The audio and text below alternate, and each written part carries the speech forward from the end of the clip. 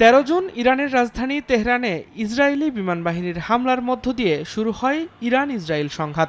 অব্যাহত সেই সংঘাতে হুমকির মুখে পড়েছে ইরানে অবস্থানরত 2000-এরও বেশি বাংলাদেশি। এরই মধ্যে তেহরান থেকে বাংলাদেশি সহ দূতাবাস কর্মকর্তাদের নিরাপদ স্থানে সরিয়ে নিতে কাজ শুরু করেছে বাংলাদেশের পররাষ্ট্র মন্ত্রণালয়।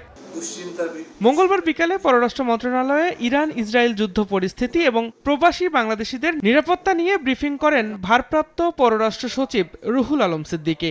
বলেন, তেহরান থেকে বাংলাদেশিদের দূরে স্থানান্তর করা গেলেও এই মুহূর্তে তাদের ইরান থেকে সরানো সম্ভব নয়। মধ্যপ্রাচ্যের অন্য দেশগুলোর দূতাবাসকেও সতর্ক থাকার নির্দেশনা দেন তিনি। তেহরানে কিছু বাংলাদেশি আছে যারা হামলায় ক্ষতিগ্রস্ত হওয়ার সম্ভাবনা আছে, তাদেরকে আর আমাদের দূতাবাসে যারা কাজ করছেন তাদের জন্যই আমরা এখন কাজ করছি। ইসরায়েলের আগ্রাসনের মাধ্যমে জাতিসংঘ সনদ ও ইরানের সার্বভৌমত্ব লঙ্ঘন হয়েছে উল্লেখ করে হামলার তীব্র নিন্দা ও উদ্বেগ প্রকাশ করেন ভারপ্রাপ্ত পররাষ্ট্র সচিব। যুদ্ধ বন্ধে বিশ্ব সম্প্রদায়কে কার্যকর ব্যবস্থা নেয়ার আহ্বান জানান তিনি। বাংলাদেশের পক্ষ থেকে ইরানে ইসরায়েলি সামরিক হামলার তীব্র নিন্দা জ্ঞাপন করি এবং গভীর উদ্বেগ প্রকাশ করি। এই আগ্রাসনের মাধ্যমে জাতিসংঘ সনদ, আন্তর্জাতিক আইনের মৌলিক নীতি এবং ইরানের সার্বভৌমত্ব সুস্পষ্ট লঙ্ঘন করা হয়েছে। প্রধান উপদেষ্টার লন্ডন সফর একটি সফল সরকারি সফর জানিয়ে সাংবাদিকদের প্রশ্নের জবাবে ভারপ্রাপ্ত পররাষ্ট্র সচিব বলেন,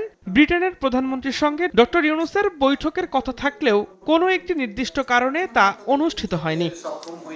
দিন মোহাম্মদ সাব্বির, সময় সংবাদ, ঢাকা।